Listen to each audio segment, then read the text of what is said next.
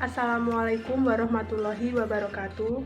Kami dari kelompok 3 yang beranggotakan saya Yeni Dwi Anggraini, NIM 4012000312 dan rekan saya.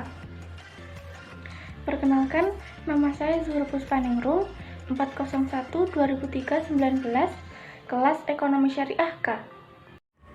Di sini kami akan membahas materi tentang akad bisnis syariah berbasis jasa 1, yaitu wadiah, rohen, dan ijaroh. Yang pertama, wadiah. Pengertian wadiah. Wadiah adalah akad penitipan barang atau uang antara pihak yang mempunyai barang atau uang dengan pihak yang diberi kepercayaan, dengan tujuan untuk menjaga keselamatan, keamanan, serta keutuhan barang atau uang. Dasar hukum wadiah.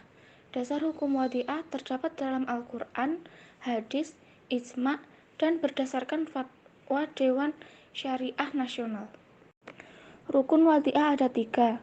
Yang pertama, pelaku akad, kedua, objek akad, dan yang ketiga, sighoh. Syarat wadiah juga ada 3.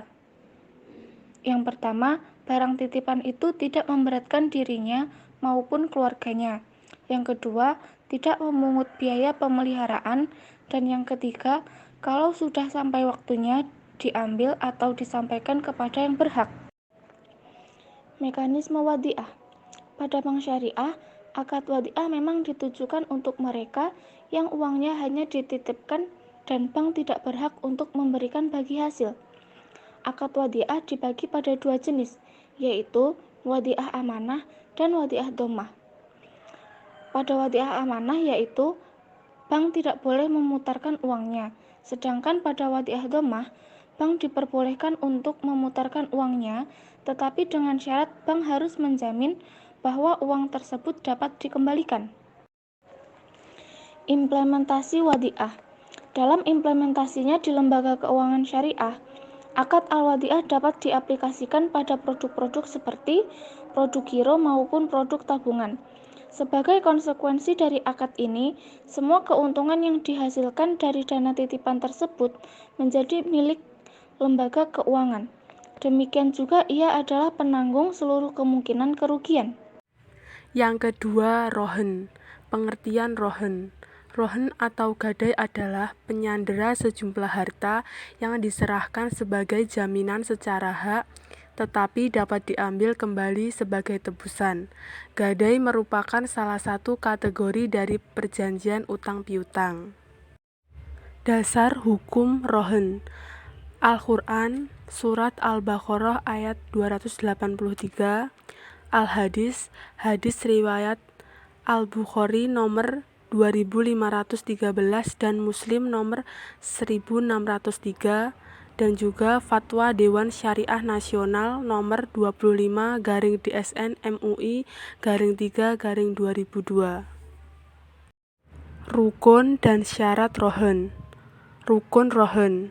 Yang pertama, pelaku, pihak yang menggadaikan dan pihak yang menerima gadai. 2. Objek akad berupa barang yang digadaikan. 3. Ijab qabul atau serah terima.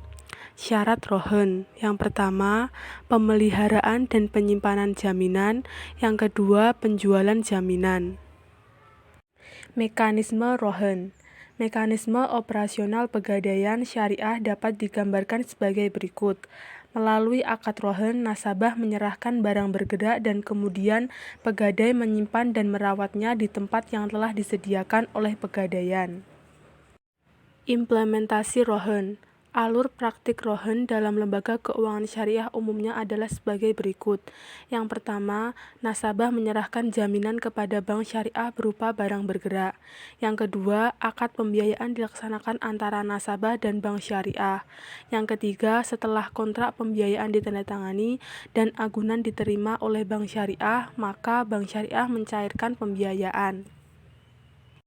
Yang ketiga, ijaroh. Pengertian ijaroh Al-ijarah adalah akad pemindahan hak guna atas barang atau jasa melalui pembayaran upah sewa tanpa diikuti dengan pemindahan kepemilikan atas barang itu sendiri. Dasar hukum ijarah. Al-Quran, Quran Surat Al-Baqarah ayat 233, Al-Hadis, hadis riwayat Bukhari dan Muslim, dan juga Fatwa Dewan Syariah Nasional nomor 9-DSN-MUI-4-2000. Rukun dan syarat ijarah. Rukun ijarah. Yang pertama, pelaku akad, yaitu mustajir atau penyewa dan mu'jir atau mu'ajir, pemilik aset. Yang kedua, objek akad, yaitu ma'jur atau aset yang disewakan, dan ujroh atau harga sewa. Yang ketiga, sigoh, yaitu ijab dan kabul. Syarat ijarah. Yang pertama, jasa atau manfaat yang akan diberikan oleh aset yang disewakan harus diketahui dengan jelas oleh kedua belah pihak. Yang kedua, kepemilikan aset tetap pada yang menyewakan yang bertanggung jawab atas pemeliharaannya. Yang ketiga, akad ijarah dihentikan pada saat aset yang bersangkutan berhenti memberikan manfaat kepada penyewa. Yang keempat, aset tidak boleh dijual kepada penyewa dengan harga yang ditetapkan sebelumnya pada saat kontrak berakhir.